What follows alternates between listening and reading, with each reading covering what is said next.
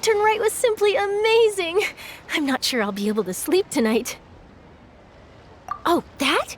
Yeah, interesting story. It was invented by a guy from Fontaine. His name is Ildison. He's always tinkering away at some mechanism or another.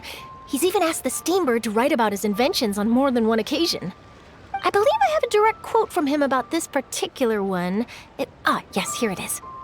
The device is powered entirely by mechanical components without the need for any additional energy source. Basically, it's a manually operated cranking device. How high it can fly entirely depends on how much force you can exert. Combining this invention with a kite. What a great idea, right? Oh, my conversation with Mr. Ip went really well. I've already sent the first draft of my article back to the Steambird. It's a piece that contains all the pertinent information while also telling a story. I'm quite proud of it. Oh, that reminds me. I should thank everyone who made this possible for me. Especially that spirited lady with those peculiar turns of phrase. Miss Shenyun was her name, right? It was all thanks to your connections and creativity. I would have never thought I'd be able to bring such a special gift back to Fontaine with me. This was my first time experiencing a foreign holiday in person. It was so exciting! The festive atmosphere, the contagious holiday spirit, the profound, storied cultural traditions steeped in symbolism. Oh, I almost forgot. Kuching even gave me a kite with a poem on it that she wrote herself. It goes, "Dreams are like paper kites. With them do our hopes take flight. Sailing high above the clouds, they yearn for something more profound. Yet try we may and try we might. A deeper truth waits in plain sight. Though we hang our hopes in skies abound, many joys lie on the ground." I want to include this poem in my special feature on Lantern Rite.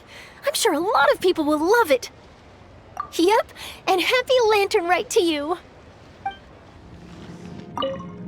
I don't get it. Is something wrong, Shenhe? Tell me. Perhaps I can help. The color black doesn't get dirty easily, so I thought this outfit would be acceptable to wear to work. But Xiangling told me it was inappropriate. But inappropriate? How? She probably just meant the outfit isn't suitable for that particular environment and occasion. But for a festival gathering with friends, a nighttime stroll, or an important banquet, your outfit is more than appropriate, Shenhe. So you're saying it's only something I should wear in front of important people? I suppose that's another way to think of it.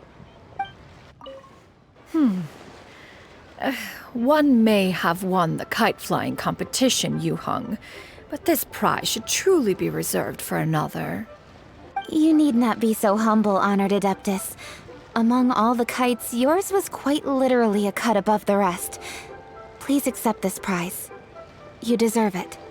Besides, I'm quite certain we owe a fair share of the success of this year's Lantern Rite to you. If you insist, then one can hardly continue to refuse.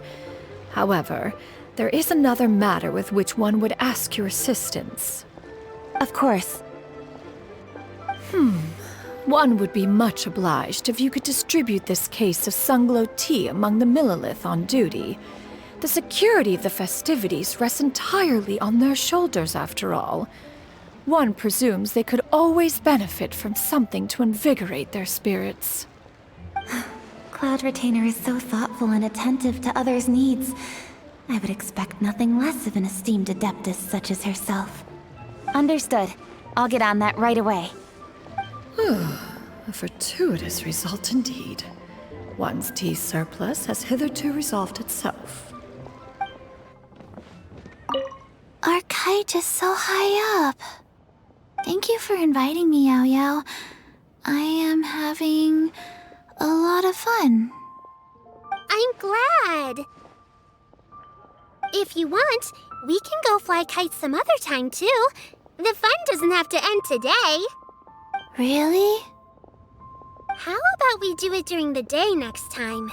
That way, we can see the design better. When it flies super high up, it will look exactly like a real finch. Okay. Can I take this kite to bed with me? But of course. Given your present countenance, one presumes you are missing some old friends again. One cannot help but be reminded of them. Pray speak. Unburden yourself of these sentiments. One simply wishes Menogius were alive to witness such peace alongside us. He was so skilled in matters of craftsmanship. Kite making would scarcely prove to be a test of his capabilities. Were he yet amongst the living, he could have opened a kite stall. One is certain it would have been an establishment rich not only in profit, but also esteem. And if, as in the past, he were unable to involve himself in matters of the mortal realm, we could sell the kites in his stead. When we finished, we could bring him back wine and partake in drink and good company. Mooncarver, those are now but fond moments in our memories. Indeed. The dead are gone, so, as the representatives of the living, let us take in the sights for a bit longer, if just for his sake. So, you're still a big fan of winter melon cake then? Huh? Oh, I guess you heard everything Paimon was saying, huh? Of course. She was talking about you.